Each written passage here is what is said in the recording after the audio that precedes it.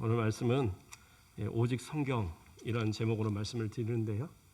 부제로는 하나님의 말씀 위에 서고 이렇게 되어 있습니다. 오직 성경이란 제가 제목으로 작년에 한 요맘때 한 2월 초쯤가 그때 설교를 한번 했던 것 같아요. 그때는 약간 교리적인 부분에서 설교를 했고요.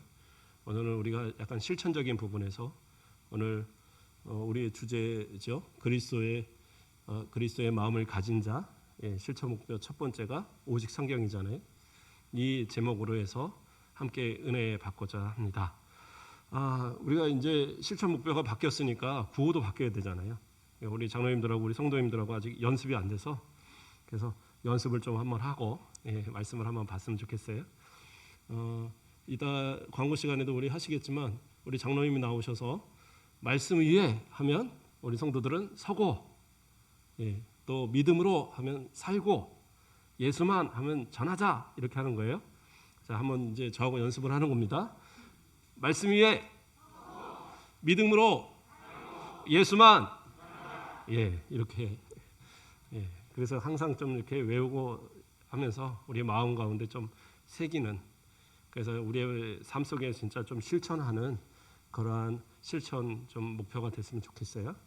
그래서 예수 그리스도의 마음을 우리 마음 가운데 품고 정말 말씀 위에 서고 믿음으로 살고 예수만 전하는 그런 우리의 모습들이 되어질 때 정말 이 코로나 시대 믿음이 점점 약해지는 이때에 우리 성도들은 굳건한 믿음 가지고 승리할 줄 믿습니다. 그래서 오늘 말씀도 오직 성경이라는 제목 가지고 이렇게 함께 말씀으로 나누고자 합니다. 그래요. 그리스도의 마음을 가진 자, 우리가 지난주에 말씀을 통해 살펴보면서 그리스도의 마음을 가진 자는 그리스도를 통하여 하나님의 구원의 계획을 깨달아 아는 사람이라고 그랬어요. 그것을 역사하시는 것은 성령의 역사죠. 곧 하나님께서 창세전에부터 감추었던 비밀, 하나님의 지혜, 하나님의 구원의 계획을 우리 가운데 알게 하신 역사.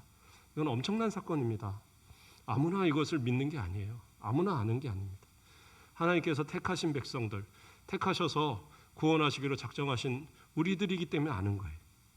세상의 과학자나 세상의 철학자도 성경을 아무리 봐도요, 그들은 잘 몰라요. 이해할 수도 없습니다. 왜요? 성령께서 그 마음 가운데 역사하지 않기 때문에 알 수가 없다라는 거예요. 그러므로 우리가 진짜 그리스도의 마음을 가진 자로 살아가려면 진짜 믿음이 우리 가운데 충만하기 위해서는 우리는 그것에 대한 확실한 근거를 갖고 있어야 돼요. 그게 뭐냐? 오직 성경이다라는 거예요. 하나님의 말씀이 근거되어졌을 때에 그것이 진짜 믿음으로 우리가 성장하는 그런 모습이 되어진다는 겁니다. 어떤 분들은 자신은 하나님 앞에 직통계시, 기도하면 그냥 바로바로 응답받는다는 분들이 있어요. 저는 그런 경험이 없어서 잘 모르겠습니다. 물론 이제 기도할 때 하나님께서 마음에 주시는 응답은 있죠. 그래서 그런 응답을 의지하여 감사하고 기도하고 하는 경우는 있지만, 그러나 직접적으로 귀에다가 모세야 하고 이렇게 하시는 경우는 없어요. 그런데 저는 아예 그런 경우가 없다라고 얘기하는 건 아니에요. 오늘날도 하나님께서 그런 어떤 기적적인 역사를 보이실 때도 분명히 있습니다. 근데 어떤 분들은 그것을 매번 일어난다. 정말 하나님께서 내가 기도만 하면 직통으로 알게 하시고 길을 가다가 갑자기 말씀을 하시고 맨날 그런데요. 그런 분들은 정신과를 한번 좀 가보셔야 돼요. 성령의 역사가 아닙니다. 왜냐하면 그런 식으로 이렇게 주장하는 분들 보면 신앙이 좀 약간 왜곡된 경우들이 많아요. 그러니까 그건 잘못된 겁니다. 정말 하나님의 어떤 주시는 마음의 계시라든가 뭔가 있다라고 한다면 그것은 무엇을 통해서 확인해야 되냐면 말씀을 통해서 확인이 돼야 돼요. 하나님의 말씀에 근거하지 않는 것은 그건 성령의 역사가 아니에요. 그런데 사람들은 마치 내가 믿음이 너무 좋으면 기도를 너무 열심히 하면 뭔가 그런 역사들이 일어나고 그래야지만 내가 믿음이 좋은 것처럼 그렇게 생각을 해요. 그렇지 않아요. 가장 중요한 것은 뭐냐? 하나님의 말씀이 믿어지면, 하나님의 말씀이 이 66권의 성경이 하나님의 말씀으로 믿어지면 그 사람은 정말 믿음이 있는 사람이에요. 구원받은 사람이에요. 그러나 하나님의 말씀을 믿어지지 못한다? 그러면 그 사람의 믿음은 진짜 믿음이 아니라는 거예요. 어떤 분이요, 그 성경을 한번 처음으로 이제 읽겠다고 갖다가 놓은 거예요. 예수님을 믿기 시작하고 교회를 나오기 시작해서 내가 이제 믿음을 좀 제대로 알아봐야지, 성경을 한번 읽어봐야지. 그리고 이제 처음부터 성경을 읽어가는데 성경의 내용들이 창세기에도 보면 뭐 불륜의 내용 뭐 그런 거 있죠. 또 뭐 형들이 그 동생을 팔아버린 내용, 뭐 이거 성경에 들어올 만한 아닌 내용들이 너무 많더라는 거예요. 그러니까 이거 하나씩 막 찢어버리는 거예요. 배신한 내용 찢어버리고 살인한 내용 찢어버리고 다 찢다 보니까 나중에 요만큼밖에 안 남더래요. 심지어는 욥기나 뭐 이런 데들 보면 마귀가 하는 얘기도 나오잖아요. 그러면 그런 얘기는 다 하나님의 말씀 아니고 여기서 딱 하나님이 하신 말씀과 또 예수님이 하신 말씀 이것만 성경이다? 그건 잘못된 생각입니다. 성경은 모든 것이 다 하나님의 계시와 하나님의 감동으로, 성령의 감동으로 기록된 거예요. 그러므로 이 안에 어떤 말씀이든 간에 그건 하나님의 말씀으로 받는 거예요. 그렇잖아요. 만약에 어떤 이야기꾼이 이야기를 하는데 때로는 뭐 사자의 흉내도 내고 뭐 곰의 흉내도 내고 다 내면서 이야기를 해요. 그러면 곰의 흉내 낸 거는 그 사람의 말이 아니고 사자의 흉내 낸 건 그 사람의 말이 아닙니까? 그건 아니잖아요. 하나님께서 우리에게 이 말씀을 하시고자 하는 그 뜻이 있어서 우리에게 주신 이 말씀은 다 하나님의 말씀이에요. 근데 우리의 생각 갖고 이해되지 않는다고 그래서 예수님의 기적도요. 이거는 보니까 이거는 아닌 것 같아요. 어떻게 사람이 물을 건너요? 어떻게 뭐 이렇게 말씀 한마디에 막 죽은 자가 살아나고 그런 건 말이 안 되는 거잖아요. 그런 식으로 성경을 믿으면요. 죽었다해라도 못 믿는 거예요. 하나님의 말씀은 정확무원 하나님의 말씀이에요. 결코 틀리지 않는, 결코 오류가 없는 하나님의 말씀이에요. 그 말씀이 내게 믿어진다는 거, 그게 진짜 엄청난 역사인 거예요. 그래서 그 믿음이라는 것이 참 중요한데, 그래요. 직통계시 아까 얘기 나와서 그러는데 오늘날은 더 이상의 그런 계시는 없어요. 뭐 특별하게 하나님께서 어떻게 한 번 정도 뭐 꿈이나 어떤 환상이나 어떤 걸 통해서 한 번 보이실 수는 있지만, 그러나 그것이 성경에서 말하는 성경적인 계시는 아니에요. 그래서 그런 건 꼭 성경을 통해서 확인해야 된다는 거예요. 구약 시대에는 분명히 하나님께서 직접적으로 말씀하셨어요.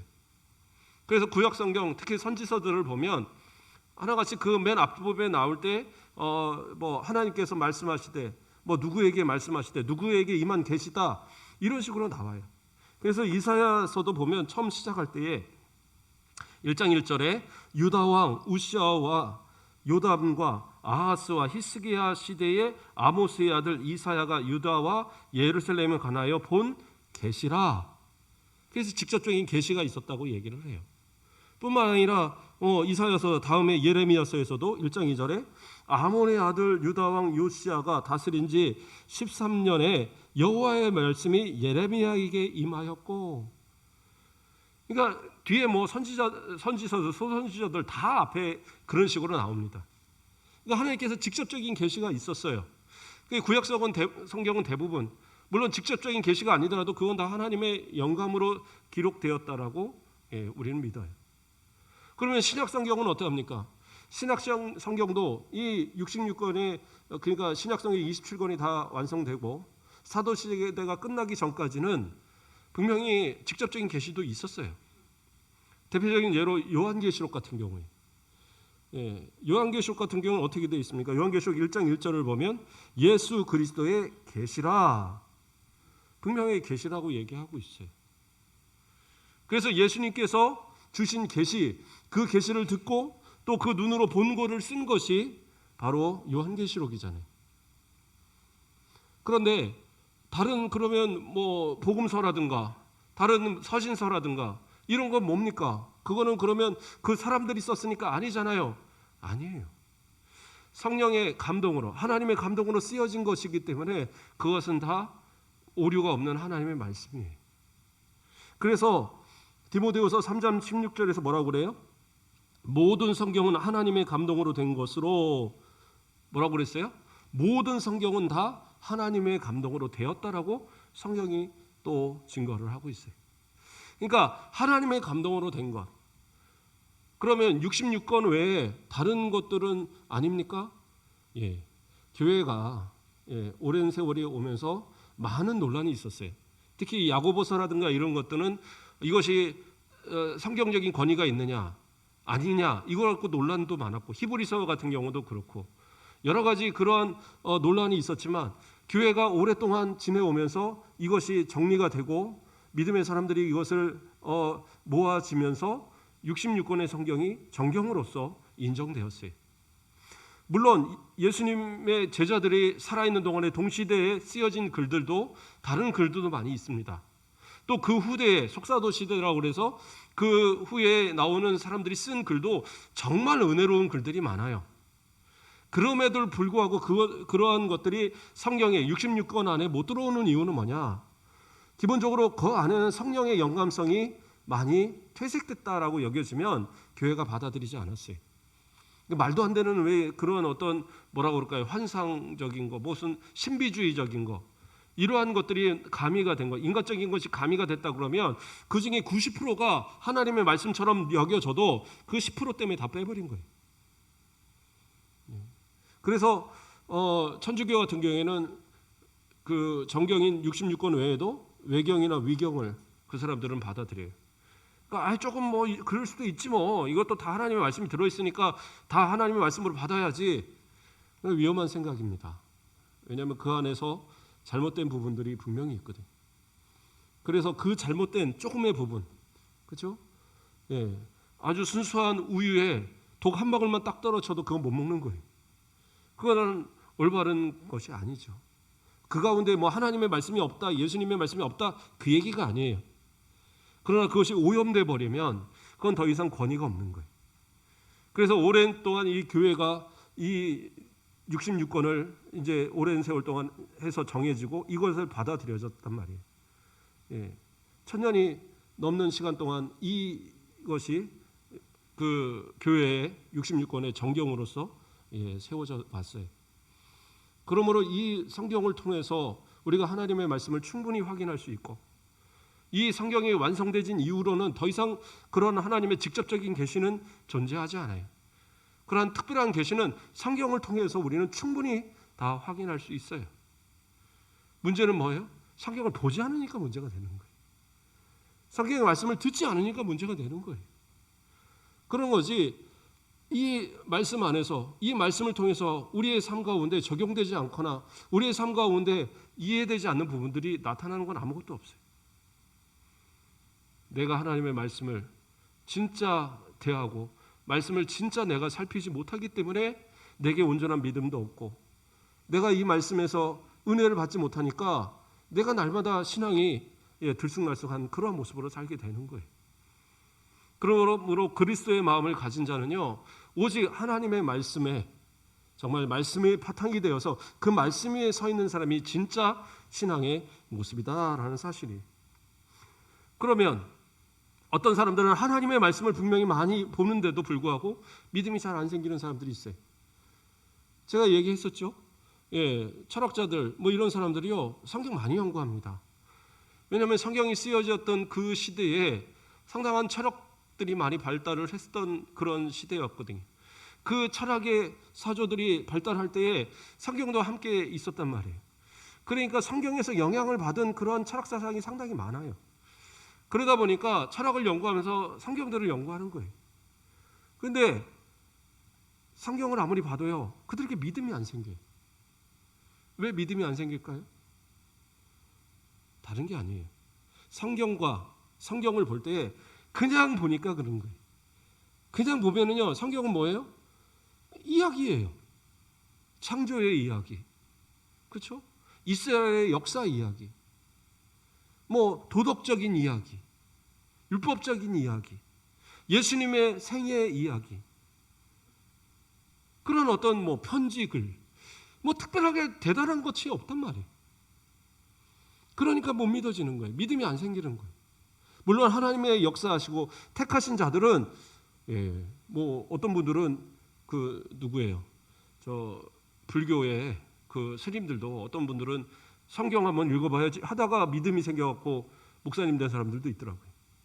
물론 성령의 역사를 통해서 그러한 일들이 분명히 일어나는 것은 맞지만 그러나 성경만 읽는다고 해서 무조건 믿음이 생기냐? 그건 아니에요. 그래서 성경은 뭐라고 얘기합니까? 히브리서 4장 2절 말씀에 그들과 같이 우리도 복음 전함을 받은 자이나 들은 바 그 말씀이 그들에게 유익하지 못한 것은 듣는 자가 믿음과 결부시키지 아니함이라. 뭐예요? 이것을 통해서 믿음을 얻겠다라는 생각이 없는 거예요. 그냥 이것을 내 이익을 위해서 이용하는 그러한 도구로만 생각을 하니까 믿음이 생길 수가 없는 거예요. 그러니까 믿음과 결부를 시켜야 되는 거예요. 내가 이것을 통해서 하나님의 말씀을 내가 깨닫고 하나님의 말씀을 이것을 통해서 정말 하나님이 나를 구원하셨다는, 예수 그리스도가 나를 위해서 십자가를 지셨다는 이 사실을 내가 믿어야지 하는 그런 마음을 가지고 성경을 대하면요, 대하면 대할수록 여기서 내게 믿음이 주어지는 거예요. 그러니까 믿음으로 이 말씀을 통해서 믿음이 오고요, 또 그리고 나서 그 믿음을 가지고 또 말씀을 보면, 그러면 이 말씀이 너무도 지혜로운 말씀, 내게 꿀송이 같은 말씀이 되어져서 내 믿음이 더욱더 성장하는 거예요. 그래서 제가 자주 말씀드리는 로마서 10장 17절 같은 게 뭐라고 얘기해요? 그러므로 믿음은 들음에서 나며 들음은 그리스도의 말씀으로 말미암느니라. 이거는 분명하게 하셔야 돼요. 하나님의 말씀을 통해서 믿음이 먼저 들어오지만, 그러나 그 믿음이 바탕이 돼서 또 말씀을 봐야지 그 말씀이 내게 믿음을 더 견고하게 만들어가는 거예요. 그러니까 처음은 어쨌든 하나님께서 부르셨으니까 왔을 거 아니에요. 그렇죠? 그래서 뭐 어쨌든 누가 불렀든 간에, 뭐 장로님이 전도를 했던 간에, 집사님이 했든지 권사님이 했던 뭔가 이유가 있어서 불려서 왔을 거예요. 그러면 그때부터는 어떻게 해요? 하나님의 말씀을 듣다 보면 믿음이 생겨지는 거죠. 그리고 그 믿음으로 성경을 보면 어떻게 해요? 그 믿음이 막 더 뜨거워지면서 말씀을 통해서 내가 견고해지는 믿음이 되어져 가는 거예요. 그래서 뭐 꿩이 먼저냐, 아니 그게 아닌가요? 닭이 먼저냐 알이 먼저냐 뭐 그런 거 있잖아요. 그러니까 어느 것이 먼저인지 모르지만 어쨌든 말씀이나 믿음이나 이건 함께 가는 거예요. 그래서 말씀을 통해서 믿음이 생기고, 믿음을 통해서 말씀이 더 내게 견고한 믿음으로 성장하도록 자꾸 역사하는 거거든요. 그래서 성도는요, 말씀을 가까이 하셔야 돼요. 말씀을 통해서 생긴 믿음이 아니면 견고할 수가 없어요. 마귀가요, 요즘 뭐 그렇게 교회 다닌다고 막 핍박해갖고 뭐 그런 집들 많지 않잖아요. 옛날에는 뭐 전설 속에 나오는 그런 거 있잖아요. 교회 다닌다 그러면 뭐 머리 깎아갖고 막 집에다 가둬놓고 뭐 뭐를 어떻게 했네, 뭐 이제 옛날 전설 속의 이야기죠. 우리 권사님들은 아주 젊었을 때, 어렸을 때 그런 일들인데, 지금은 우리 뭐 시어머니들 뭐 이런 분들이 너 교회 가면 너 안 된다 그런다고 해서 안 가는 분들이 본인들이 안 가려니까 안 가지. 뭐 말한다고 듣습니까? 그런데 중요한 건 뭐냐? 지금은요, 하나님의 말씀을 못 듣도록 만들어요. 그것을 핍박을 통해서 못 듣게 하는 게 아니라 교묘하게 못 듣는 환경을 자꾸 만들어가는 거예요. 물론 뭐 직장이나 이런 곳에서 어쩔 수 없이 못 가는 거는 이해를 해요. 지금은 시대가 너무 발달하다 보니까 그렇잖아요. 소방관이 쉬어버리면 어떡하겠어요? 철도 직원들이 쉬어버리면 어떡하겠어요? 그러면 아무도 못 가는데, 버스 운전하시는 분들이 쉬어버리면 어떻게 되겠어요? 교회를 못 오는 분들도 생길 거죠. 어쩔 수 없는 상황들은 분명히 있습니다. 그래서 주의를 못 지키는 경우도 있어요. 그런데 그렇다고 해서 주의를 안 지키는 게 아니에요. 주의를 지킬 수 있는 방법들을 찾아야죠. 그래서 인터넷에 저희도 주일 설교, 오후 설교, 수요예배 설교, 새벽 설교 원고까지 다 올리잖아요. 그럼 핑계할 게 없는 거예요. 내가 만약에 못했다, 그러면 그걸 어떻게든 할 수 있는 방법을 찾아야죠. 저는 제일 감동을 받았던 게 언제였느냐? 제가 어느 날 새벽에 버스를 타고 가는데 버스에서 찬송이 들려드리는 찬송. 그래서 무심코 찬송을 들으면서 딱 돌려봤더니 버스에 성경 구절들이 막 붙어 있더라고요. 그 회사가 아마 기독교 뭐 장로님이 운영하는 회사인가 그런가 봐요. 그런데 버스를 어쩔 수 없이 운전을 하지만 그 새벽에 찬양을 틀고 거기서 설교를 들으면서 그 새벽을 운행을 하고 있더라고요. 물론 누가 이제 뭐 그거 꺼라 뭐 이제 뭐라고 하면 이제 끌지도 모르겠지만, 그러나 그 새벽에 그도 예배를 드리는 거예요. 어쩔 수 없이 운전을 하고 있지만 하나님 앞에 예배 드리는 거, 그것을 내가 포기할 수 없어서 그렇게 예배 드리는 거예요. 직장에서도 그래요. 직장에서 예배를 못 나오는 이런 분들, 뭐 공무원들도 신우회 같은 거 막 만들어 갖고요, 신우회에서 막 예배를 준비해서 예배를 드리는 거예요. 본인들이 못 나오면 주일날 모여서 예배 드리고, 평일날도 예배 시간을 정해서 모여서 예배 드리고.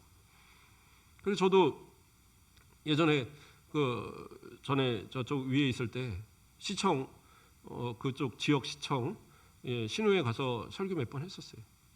경찰서 가서 설교 많이 하고. 뭐예요?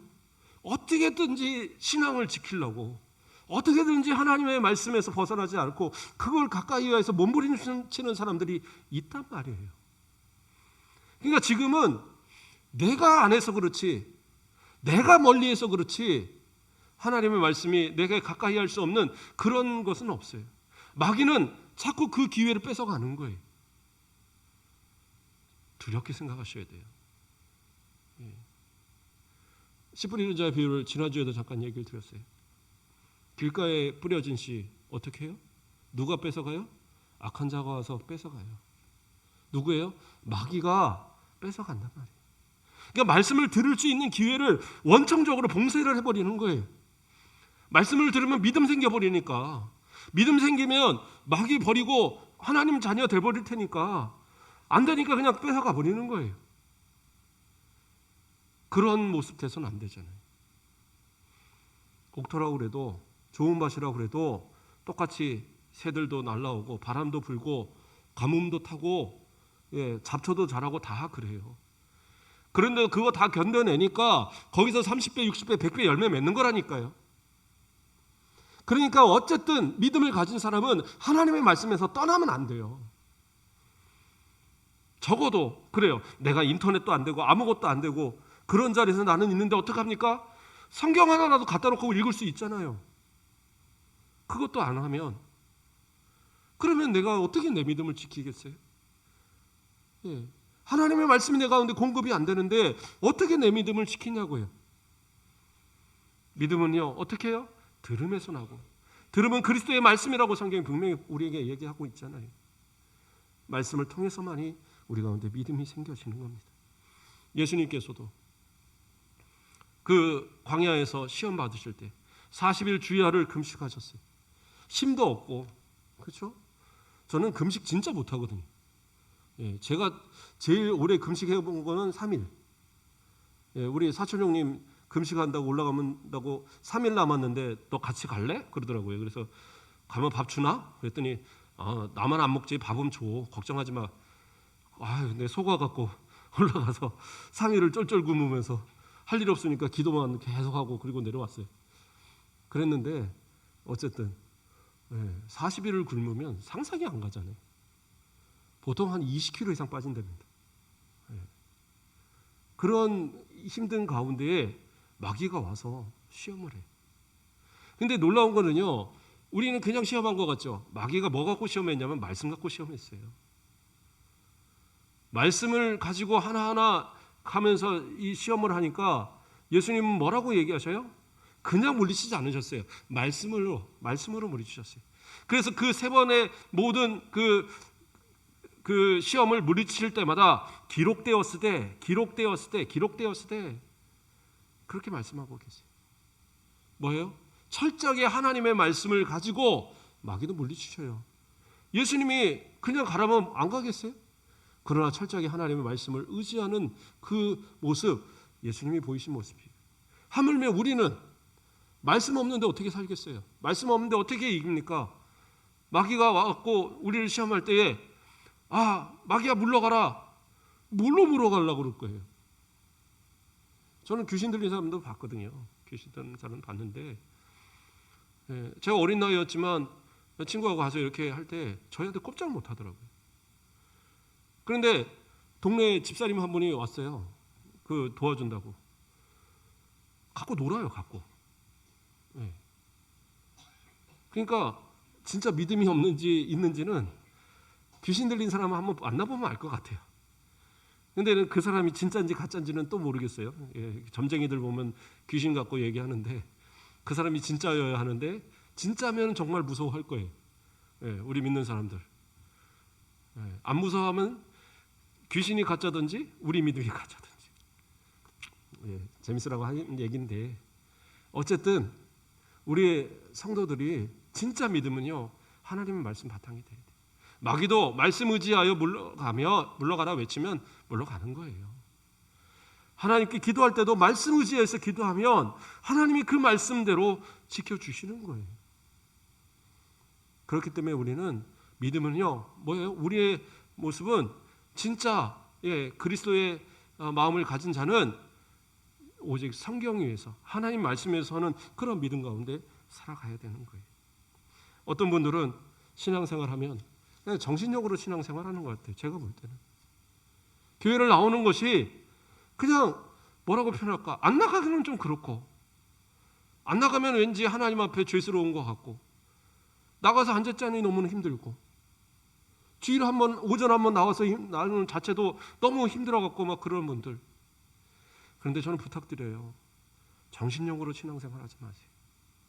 믿음으로 신앙생활하시고 어쨌든 말씀을 가까이 하는데 몸부림쳐서 말씀을 자꾸 우리 마음에 새겨야 돼요. 사춘기 아이들 있잖아요. 사춘기 아이들. 보통 이제 청소년기 이렇게 되면 사춘기를 겪잖아요. 이 아이들이 보통 뭐라고 합니까? 질풍노도의 시기. 어디로 튈지 모르고 그런 모습이죠. 근데 그때를 잘 넘겨야 됩니다. 그때를 잘 넘기면 아이들이 또 이제 정상적으로 그러니까 일반적으로 잘 크고 또 사회생활도 잘해요. 근데 이때를 잘못 넘기면 비행 막 청소년 되면 나중에는 막 사고 치고 범죄자 되고 그런 사람들도 나와요. 그런데 다 사춘기를 겪느냐? 아닌 경우도 있대요. 예. 저도 뭐 특별한 사춘기가 없었거든요. 예. 그런데 없지는 않았겠죠. 근데 이 사춘기를 잘 넘기는 그러한 그 자녀들을 보면 어떨 때 그러냐? 부모하고 많은 대화를 하는, 부모하고 이야기를 많이 하는 그 자녀들은요 잘 어긋나지 않는데요. 사춘기도 그냥 잘 넘어간대요. 예. 왜냐하면 뭔가 힘들면 부모한테 얘기하면 되니까, 뭔가 마음이 괴로우면 부모하고 상의하면 되니까, 그러니까 그게 크게 문제 없이 그냥 넘어가는 거예요. 근데 우리 성도들도 보면 영적 사춘기, 영택이라고 해야 되나요? 뭐 그런 거에 빠지는 경우들도 있는 것 같아요. 정말 신앙생활 열심히 잘하던 사람인데, 믿음생활 잘하던 사람인데 어느 순간 갑자기 돌변하는 거예요. 예배도 잘 안 드리려고 하고 봉사도 안 하려고 그러고 하나님의 말씀도 잘 가까이 하지 않고 뭐라고 권면하면 제 신앙 제가 알아서 해요. 그런 모습이 돼서는 안 돼요. 근데 왜 그러한 모습이 나오느냐?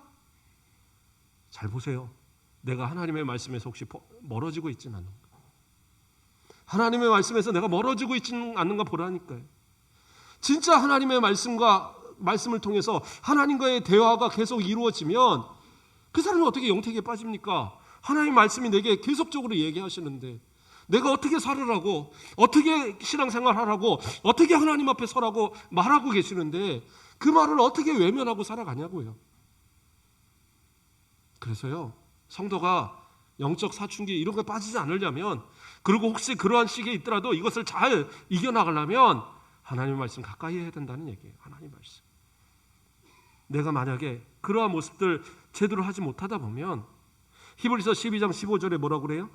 너희는 하나님의 은혜에 이르지 못하는 자가 없도록 하고 또 쓴뿌리가 나서 괴롭게 하여 많은 사람이 이로 말미암아 더럽게 되지 않게 하며, 쓴뿌리가 되는 경우도 있단 말이에요. 자기만 망가지면 문제가 아니에요. 뭐예요? 다른 사람의 신앙까지 망가뜨린단 말이에요. 그런 모습 돼서는 안 돼요. 아버지가 신앙생활 제대로 못 해보세요? 그 자녀가 신앙생활 잘하나 분명히 보세요. 거의 못해요. 어머니가 기도 안 하잖아요? 그 자녀들 기도 안 합니다. 목사님 자녀들은 잘합니까? 저도 자신 못해요. 얘네들이 좀 커봤을 때 어떻게 신앙생활 하는지. 그래서 저도 기도합니다. 이 아이들이 믿음에서 벗어나지 않기를, 말씀 가운데 살기를. 부모가 기도하면요, 그 기도대로 살아가는 거예요. 자녀들을 위해서 기도하세요. 우리 권사님들 그래도 지난주에 말씀해서 그런지 새벽에 막 정말 이 빡빡 긁어가면서 뭐 잠 안 와서 왔는지 모르지만 많이 오신 분들이 있어요. 예, 맨날 오신 분들 말고. 예. 그래서 좀 더 그렇게 해서 기도하자고요. 우리 남자분들도 새벽 예배 한번 도전해보고, 예, 피곤하더라도, 예, 나는 새벽 예배 못 나오면 그 인터넷 열어놓고라도 말씀도 좀 보고 묵상도 하고, 아니면 성경이라도 좀 펴놓고 보고, 그냥 먼지 탁탁 털어서 일주일에 한번 들고 오지 마시고 좀 그런 신앙을 좀 만들어가는 그런 모습이 되어가자는 얘기. 이사야 44장 22절 말씀을 보면요, 내가 내 허물을 빽빽한 구름같이 내 죄를 안개같이 없이 하였으니 너는 내게로 돌아오라. 내가 너를 구속하였음이라. 빽빽한 구름처럼, 다시 말해서 시꺼먼 그 먹구름이 하늘에 가득 차 있는 것처럼, 또 안개가 자욱해서 바로 앞에 눈으로 앞에도 못 볼 것 같은 그런 아주 빽빽한 그런 자욱한 안개가 있는 그런 것처럼, 그렇게 우리의 죄가 가득할지라도요, 하나님께서 어떻게 해요? 그거 싹 쓸어버리면, 바람 한번 쑥 불어버리면 다 날아가는 거예요. 어떤 분들은 넌 죄가 많아서, 저는 죄가 많아서 하나님 앞에 못 가요. 아니요, 나오기만 하라고요. 지금이라도 다시 시작하면 돼요. 이전에 내가 좀 못했던 거 이제는 다시 시작하면 된다니까요. 하나님 앞에 다시 한번 시작해 보자고요. 하나님은 뭐라고 그래요? 돌아오라, 돌아오라 외치고 계시잖아요. 내가 너희를 구속했다, 다 용서했다, 예수의 피로, 아들의 피로 다 씻었다, 와라. 하나님의 말씀이잖아요. 1972년에 리더스 다이제스트라는 그 잡지에 게재된 이야기입니다. 노래로도 됐고요, 여러 가지 버전이 있는데 거기에 나오는 얘기를 요약한 내용이 있더라고요. 어떤 내용입니까? 잘 아는 얘기예요. 노란 그 손수건 이야기. 3년 동안 그 감옥에 가 있는, 죄를 져서 감옥에 있는 남편이 가석방으로 이제 나오게 된 거예요. 그리고 집으로 돌아가려고 생각하니까 부인이 과연 나를 용서할까? 이런 모습을 용서할까? 그래서 편지를 쓴 거잖아요. 내가 집으로 가는 버스를 타고 지나갈 텐데 마을 어귀에 있는 참나무에 노란 리본 하나 달려 있으면 내가 그거 보고 당신 나 용서한 줄 알고 나 집으로 돌아갈게. 그런데 만약에 용서 안 하면 달아놓지 마. 그러면 나 그냥 그 버스 타고 지나가서 그냥 가버릴게. 그러니까 그 소식을 들은 이 부인이 어떻게 해요? 리본을 하나 달고, 혹시 못 보면 어떡하지? 2개 달고, 어떡하지? 또 달고 며칠을 다는 거예요. 그러니까 동네 애들이 지나가다가 아줌마 그거 왜 자꾸 달아요? 우리 남편이 이거 혹시 못 볼까 봐 그런다. 그러니까 아이들이 또 도와서 막 다는 거예요. 아이들이 막 다니까 엄마 아빠들이, 야 너네들 왜 집에 안 들어오고 있어? 저 아저씨 이거 보라고. 동네 사람들이 다 모여서 완전히 그 나무를 노란 손수건으로 다 채웠다는 거예요. 그리고 길을 가던 그 버스 안에서, 차장님 나 도저히 볼 자신 없으니까 지나가다 노란 리본 보이면 나 내려주시고 아니면 그냥 지나가세요. 근데 그 안에 있는 사람들이 다 깜짝 놀라서 소리 지르더라는 거예요. 나무가 아주 노랗게 완전히 그 덮인 그 모습을 보면서. 성경을 펴보세요. 이 노란 손수건이 얼마나 많이 있는지. 하나님께서 볼 때마다 돌아와라, 다시 와라, 회개하라고 얼마나 많이 말하고 있는지 보면 알 수 있는데 왜 안 보시냐고요. 들으면 알 수 있는데 왜 안 들으시냐고요. 제가 믿음이 생길까 봐. 믿음 생기면 사회생활하기가 힘든데요. 그래서 그래요? 그러지 마세요. 내 믿음 들어오면 하나님께서 주시는 믿음대로 그대로 살면 되는 거예요. 하나님 돌아오게 하셔요. 변하게 되게 하셔요. 말씀 안에 있으면요, 분명히 하나님께서는 우리를 변하게 하세요. 그래서 어떻게 해요? 이사야 1장 18절 말씀을 보면 여호와께서 말씀하시되 오라 우리가 서로 변론하자. 너희 죄가 주홍 같을지라도 눈과 같이 희어질 것이요 진홍같이 붉을지라도 양털같이 희게 되리라. 주홍같이 붉은 그런 죄라도, 그렇죠? 또 진홍같이 붉은 그런 죄라도 양털같이, 눈과 같이 깨끗하게 휘어지는 역사가 있게 된다. 그런데 그 앞에 말이 중요해요. 뭐라고 그래요? 서로 변론하자. 변론하자는 얘기 뭔지 아세요? 논쟁하자는 거예요. 재판에서 변호사하고 검사하고 막 아주 힘있게 막 서로 논쟁하듯이 그렇게 논쟁하는 걸 얘기하는 거예요. 아니, 하나님께서 부르셨는데 하나님 앞에서 우리가 어떻게 논쟁합니까? 하나님 왜 그렇게 얘기하시겠어요? 돌이키라는 거예요. 모르겠으면, 도저히 못 믿겠으면 싸워보자는 거예요. 성경을 펴놓고 한번 다퉈보자. 내 말이 맞냐, 네 말이 맞나 한번 싸워보자는 거예요. 그렇게 해서라도 깨달으라는 거예요. 그렇게라도. 정말 내가 마음 가운데서 믿음이 안 생겨요? 최소한 그 믿음을 갖고 가자는 노력이라도 가져봐야 될 것이고, 내 삶이 달라지지 않아요? 하나님 앞에 달라지고자 하는 몸부림이라도 가져봐야 될 거 아니에요. 그래서 안 되면 하나님 앞에, 하나님 저는 하려고 하는데 안 되는데요. 아무리 하려는데도 안 되는데요. 하나님 된다고 그랬는데 왜 안 돼요? 따져보라는 얘기예요. 그럼 하나님 어떻게 계세요? 그 논쟁 가운데 하나님 변화시키겠다는 거예요. 주홍 같을지라도, 진홍 같을지라도 눈과 같이 깨끗하게, 양털같이 깨끗하게 만들겠다. 하나님 자신 있다고 얘기하시는 거예요. 뭐를 통해서? 말씀을 통해서. 그래서 우리는 하나님의 말씀을 떠나서는 안 돼요. 하나님의 말씀이 꼭 바탕이 된 그러한 모습이 되어야 되는 거예요. 말씀을 정리하겠습니다. 오늘 말씀에 우리 본문이 어떤 말씀이었어요? 하나님의 도는 완전하고 여호와의 말씀은 순수하니. 하나님의 말씀은요, 완전하고 순수하세요. 이 것은 뭐예요? 이 말씀은 결코 오류가 없고 이 말씀대로 살아가면 분명히 그는 생명의 길을 가는 거예요.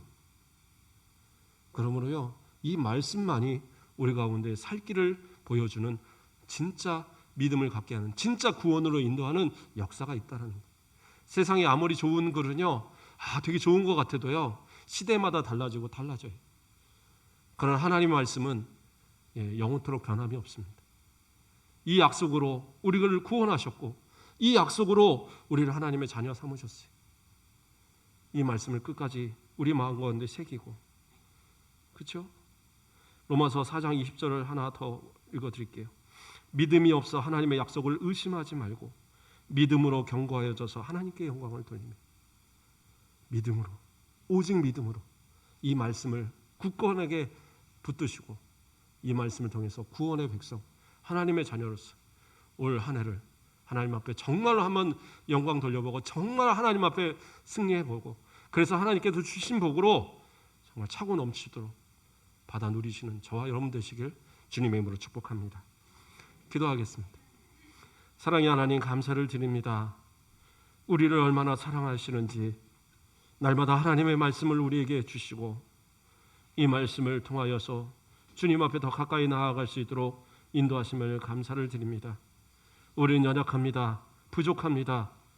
그러나 주님의 약속, 주님의 말씀 따라 나아가오니 승리케 하여 주시고 믿음 잃지 않도록 지켜주시고 날마다 하나님의 영광이 되는 삶을 살아갈 수 있도록 저 영원한 천국을 향하여 끝까지 포기하지 않고 주님 앞에 나아가는 믿음의 사람들 되도록 인도하여 주시옵소서.